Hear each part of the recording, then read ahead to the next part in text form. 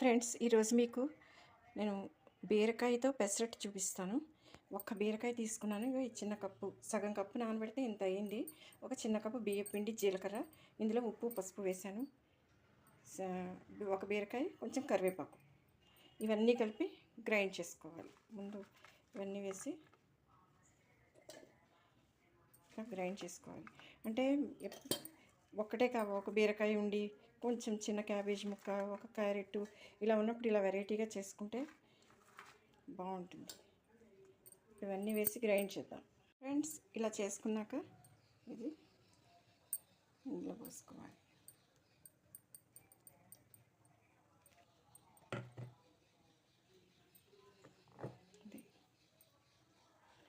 నేను పచ్చిమిరపకాయలు వేయలేదు, ఎందుకంటే కారం ఇంట్లో పడదు మా అమ్మగారి వాళ్ళకి, అందుకని చెప్పి కొంచెం ఎర్రకారం వేస్తాను.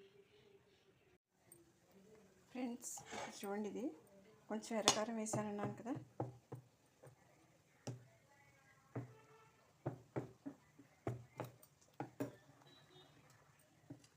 కార్తీక మాసం కాబట్టి ఉల్లి ఏం వాడట్లేదు, లేకపోతే ఉల్లిపాయలు వేసుకోవచ్చు.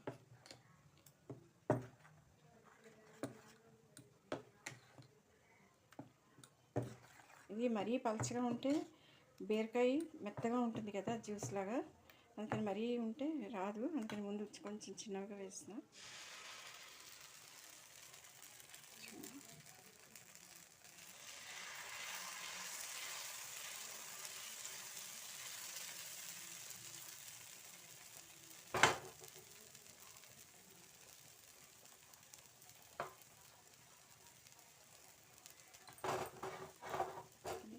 దీనికి పెసరట్టుకి ఎప్పుడు నెయ్యే బాగుంటుంది, కానీ నెయ్యి వేస్తున్నాను. కొంచెం హైలో పెట్టి వండుకోవాలి.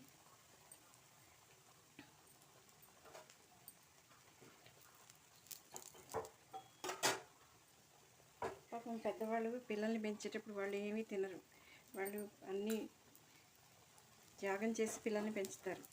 మందేముంది, ముందు పిల్లలు ఎదిగే పిల్లలకి పెట్టాలి అని చూస్తారు. అలాంటి వాళ్ళు కూడా ఉన్నారు.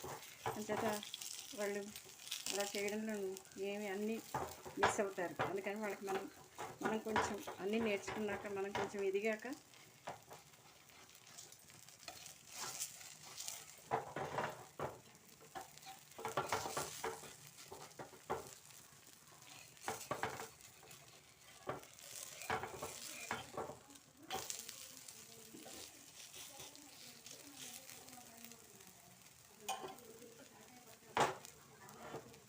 మంచిగా వస్తుంది.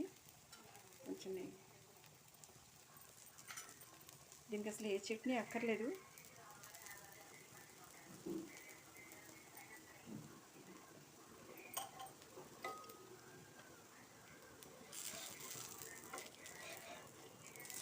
ఈ పెసరపప్పు ఒక సర్వేలో ఈ మధ్య ఒక మెడికల్ జర్నల్ చదివితే అందులో చెప్పారు, దానికంటే కూడా పెసరపప్పు, మినపప్పు కంటే కూడా పెసరపప్పు మంచిది. చూడండి, ఇలా వస్తుంది పెసరట్టు. బాగుంది కదా, మరి మీరు కూడా చేసుకోండి.